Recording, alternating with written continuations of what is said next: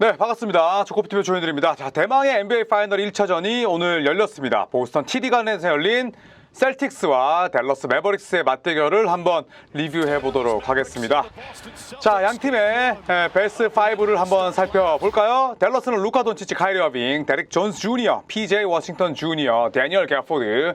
댈러스는 거의 변화가 없고요. 보스턴도 마찬가지입니다. 드루 할러데이, 데릭 화이트, 제일런 브라운, 제이슨 테이텀, 알 호포드, 그리고 오늘 복귀하는 크리스탑스 포르징기스는 벤치에서 출전을 합니다.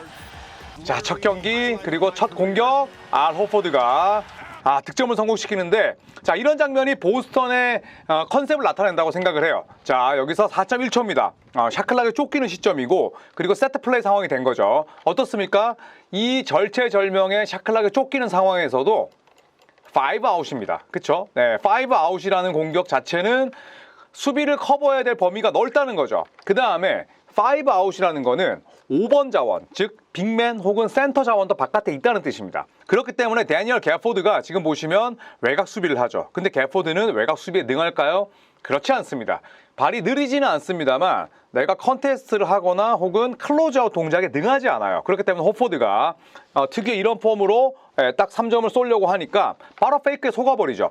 5아웃이라는 거는 페인트존을 지킬 수 없는 혹은 지킬 가능성이 높지 않은 수비입니다. 왜냐하면 다 외곽으로 뻗쳐 있기 때문에. 그렇기 때문에 호포드가 이렇게 뚫렸을 때 도움 수비를 가기가 쉽지 않다는 거죠. 자, 그리고 드루 할러데이가 이번에는 공격 제한 시간 4초만 쓰고 득점이고요.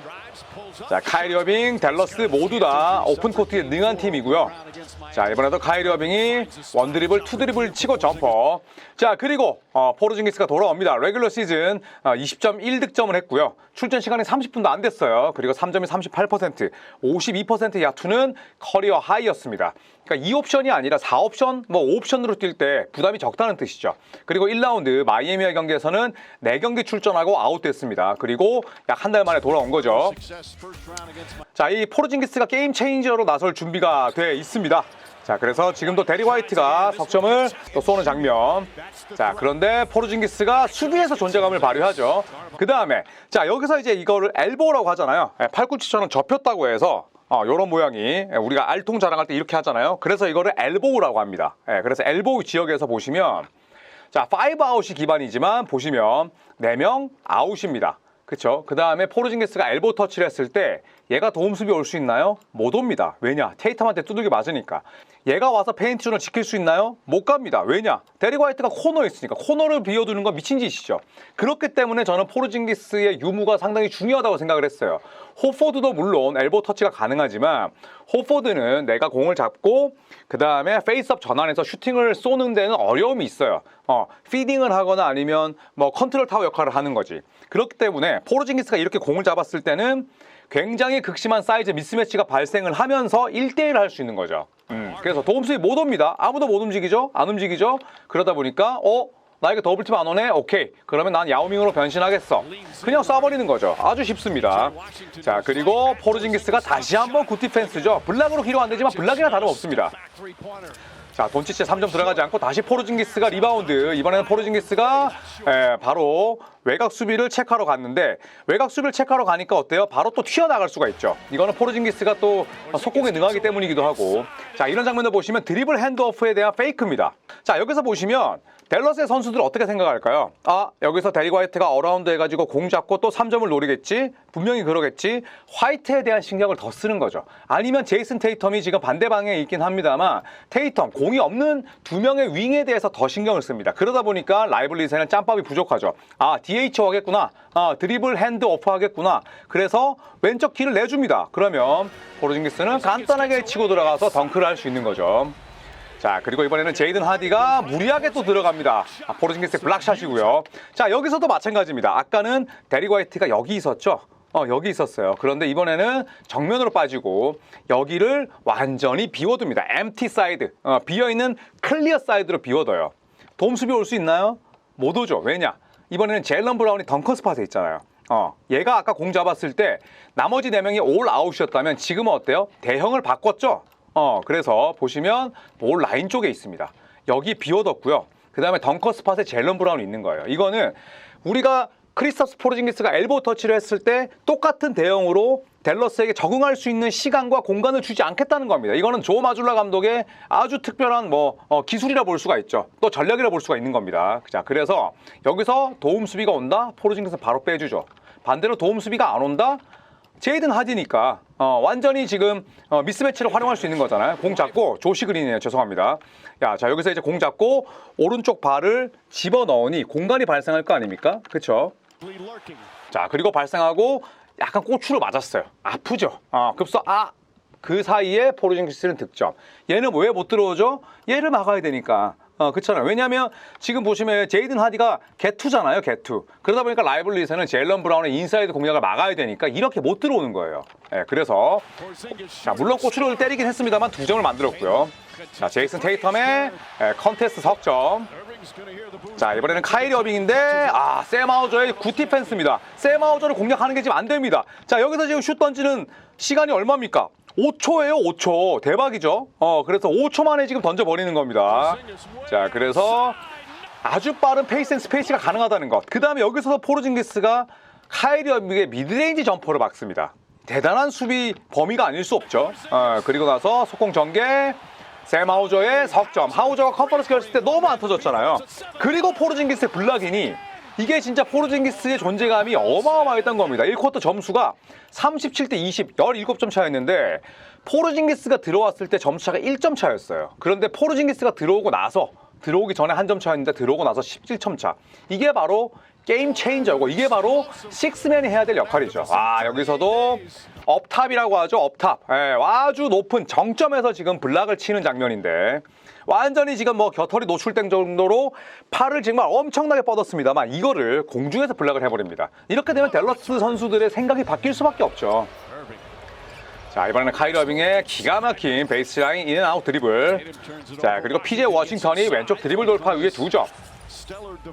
자, 그리고 다시 득점인데 보시면 여기에 지금 보이시나요? 포르징기스가 없죠. 얘가 없으니까 지금 댈러스는 바로 인사이드 공략을 합니다. 포르징기스가 있으면 이 게임 플랜은 바뀌겠죠. 근데 없으니까 연속해서 인사이드 득점 올리는 장면이고요. 자, 3쿼터입니다. 3쿼터. 자, 그리고 어빙이 살아났고 이번에는 돈치치의 석점인데 돈치치가 오늘 경기 댈러스의 3점을 대부분 집어넣었어요. 왜 그럴까요? 왜 그러냐? 자, 돈치치는 이 상황에서 본인이 3점을 쏘기도 하지만 돌파로 치고 들어가서 킥아웃 패스, 그 다음에 스키 패스, 셔플 패스 모든 걸 합니다. 하지만 오늘 댈러스가 굉장히 고전했던 이유는 셀틱스의 수비 스킴이 돈치치에게 더블을 안 가는 거예요. 그 다음에 돈치치에게 인사이드 공략의 여지를 주지 않았습니다. 그래서 돈치치가 슈팅을 많이 던지게끔 하는 거죠. 물론 이 상황에선 제일런 브라운이 굉장히 수비를 좀 태만하게 하긴 했어요. 그런데 다른 동료들의 3점을 막는 겁니다. 보이시나요? 지금 샘 하우저가 만약에 루카 돈치치의 인사이드 공략을 굉장히 꺼리는 수비 스킴이라면 여기서 샘 하우저는 더 깊숙이 페인트 좀 들어가 있을 거예요. 드루 할러데이 마찬가지입니다. 그런데 보시면 철저하게 PJ 워싱턴 맡고 있죠. 제이슨 테이텀, 덩커스 파드 있는 라이벌리에 맡고 있습니다. 드루 할러데이도 지금 이 위치를 고수하는 건 어빙에게 가는 스키 패스나 드라이브 앤 킥을 주지 않겠다는 거예요. 그래서 돈치치가 3점을 넣었습니다만 셀틱스는 지금 여기에 대해서 크게 개념치 않는다는 거죠. 그래서 이런 장면들을 보시면 4쿼터는 가비지였으니까 3쿼터에 댈러스가 잠깐 따라왔던 장면은 루카 돈치치의 외곽이 터졌을 뿐이지 루카 돈치치와 댈러스가 원하는 그런 공격이 나오지 않았다는 겁니다. 즉 루카 돈치치 손끝에서 시작하는 드라이브 앤 킥, 그 다음에 스키 패스, 투맨 게임이 없었다는 거예요. 지속적으로 보스턴이 이 부분을 잡았기 때문에 3쿼터 한때 8점 차로 끌려가던 경기를 다시 벌리면서 승리를 따낸 거죠. 자, 보스턴의 개인 기록을 보기에 앞서서 한번 야투 분포를 볼게요. 자, 보시면 3점을 42개 던져서 16개 넣었습니다. 우리가 생각하는 이번 시즌의 보스턴의 최대 강점은 3점을 많이 던지는데 3점을 퀄리티 있게 던지고 3점을 높은 확률로 집어넣는 거죠. 자, 그런데 보시면 42개 중에 16개, 파이널 1차전 약간은 경기 감각이 녹슬어 있을 수 있는데 38.1%다. 아주 준수한 수치입니다. 그래서 2점 야투는 40개 던졌는데 3점 야투를 42개 던졌어요. 이게 보스턴의 농구입니다. 그러면서도 리바운드도 아주 많은 신경을 썼죠. 턴오버도 초반에 많았었는데 결국에는 팀 ATR을 2대1로 만들었습니다. 오늘 1옵션인 제이슨 테이텀이 야투 10개 놓쳤고 턴오버 6개, 사실 굉장히 부진했죠. 16점, 11리바운드, 더블에 뭐 5어시스트 하긴 했습니다만 1옵션 다운 활약은 아니었어요. 자, 하지만 보시면 테이텀 3점 3개, 호포드 2개, 드루 2개, 그 다음 화이트 3개, 젤런 브라운 2개, 벤치에서는 하우저 2개, 그 다음에 포르징기스 2개. 그래서 총 7명의 선수들이 멀티플 3점을 넣었어요. 2개 이상의 3점을 넣었는데 이게 파이널에서 역대 최초의 기록이라고 합니다. 즉 정리하자면 오늘 뭐 젤런 브라운의 22득점, 3스틸 3블락, 그 다음에 포르징기스 전반에만 18득점, 20점 6리바운드 3블락 샷도 좋았지만 결국 보스턴은 테이텀이나 브라운 같은 원투펀치에게만 의존하는 게 아니라 팀 보스턴이 강하다는 거예요. 그리고 파이널 1차전에서도 우리가 구현하는 농구 3점을 많이 던지고 퀄리티 있는 샷을 던지면서 리바운드에 굉장히 많은 신경을 쓰고 공격 리바운드에 적극 참여하는 이런 농구가 정확하게 구현이 된 거죠. 그래서 오늘은 뭐 선수 한 명이 잘했다기보다는 물론 포르징기스가 제일 눈에 띄었지만 팀 보스턴의 농구가 굉장히 강했습니다. 자, 반대로 댈러스를 볼게요. 자, 댈러스는 3점에 대한 시도가 굉장히 많은 팀인데요. 오늘 27개밖에 던지지 못했어요. 그래서 2점 야투의 분포를 보시면 2점 야투가 총 몇 개죠? 57개죠. 그렇죠? 그 다음에 3점 야투가 총 27개니까 2점 야투 개수가 2배가 더 많았어요. 이거는 댈러스가 표방하는 농구는 아니거든요. 댈러스는 3점에 대한 의존도가 보스턴만큼 높은 팀이기 때문에. 자, 그런데 오늘 3점 7개 넣었어요. 그런데 조시 그린과 제이든 하디가 뭐 가비지 게임 때 넣었던 3점을 빼면 5개를 넣었습니다. 실질적인 타임에는. 이 5개 중에 4개가 돈치치였어요. 나머지 1개는 데릭 존스 주니어가 끝입니다. 댈러스는 죽었다 깨어나도 3점 안 터지면 못 이깁니다. 3점이 왜 안 터졌을까요? 자, 드리블 이후에 샷 크리에이팅을 만들 수 있는 선수는 댈러스에서 카이리 어빙밖에 없습니다. 하더웨이 주니어는 지금 완전히 마타니가 같고요. 그런데 이 루카 돈치치가 어시스트가 보시면 1개예요. 근데 왜 1개였을까가 중요하죠. 돈치치가 이기적으로 해서 아닙니다. 그러면 슈터들의 움직임이 좋지 않아서 아닙니다. 루카 돈치치의 공격 전개 스타일을 본인이 슈팅을 던지게 할 수밖에 없게끔 만들었기 때문이에요. 그 말인 즉슨 루카 돈치치가 돌파를 해서 더블팀을 끌어모으고 수비를 이렇게 수축시킨 다음에 패스를 빡 뿌려주는 게 아니라 내 자리를 지키는 거예요, 보스턴은.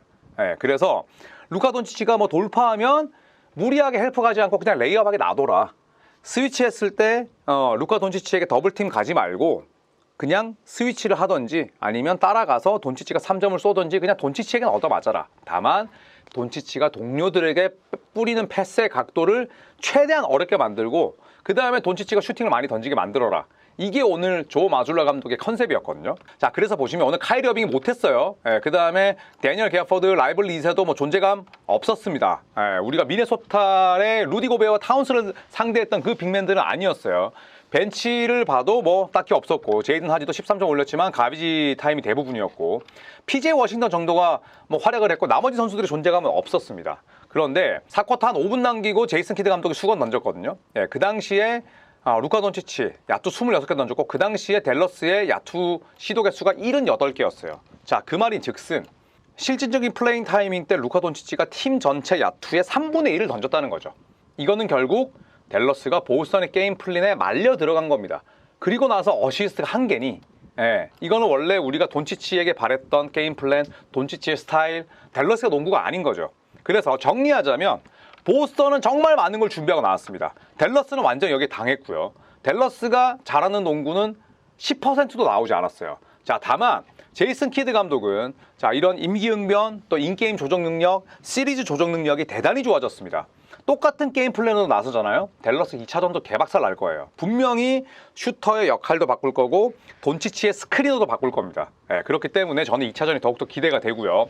1차전은 보스턴의 완벽한 전략 전술, 팀 플레이의 승리였다라고 저는 생각을 합니다. 자, 시리즈는 깁니다. 저는 댈러스가 아닌 보스턴의 4대3 우승을 예측했고 젤런 브라운의 파이널 MVP를 예상을 했습니다만 이제 한 경기 끝났어요. 그리고 보스턴은 패를 드러냈습니다. 여기서 댈러스가 맞장구를 치고 멍군을 부를 수 있을지 함께 지켜보시죠. 자, 이상 보스턴과 댈러스 1차전 함께 리뷰를 해봤습니다. 고맙습니다.